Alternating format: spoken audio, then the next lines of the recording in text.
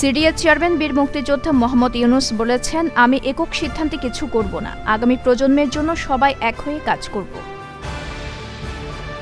নিম্ন ও উচ্চ আদালতে মামলা জট কমাতে গ্রাম আদালত সক্রিয়করণ বর্তমান সরকারের একটি প্রশংসনীয় উদ্যোগ বলে জানান জেলা প্রশাসক কার্যালয়ের উপপরিচালক লুৎফুন নাহার। চতুর্থ ধাপে উপজেলা পরিষদ নির্বাচনে অনুষ্ঠিত হতে যাচ্ছে বাঁশখালী ও লোহাগাড়া উপজেলায় নির্বাচন। 2 উপজেলায় মোট প্রার্থী সংখ্যা 22 জন।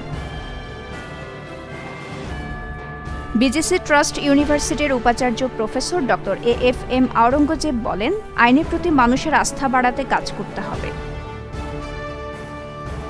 আনোয়ারা উপজেলায় সামুদ্রিক মৎস্য নৌযান মালিক ও মাঝিদের নিয়ে মাছের আহরণোত্তর পরিচর্যা ও সংরক্ষণ পদ্ধতি বিষয়ক প্রশিক্ষণ শুরু।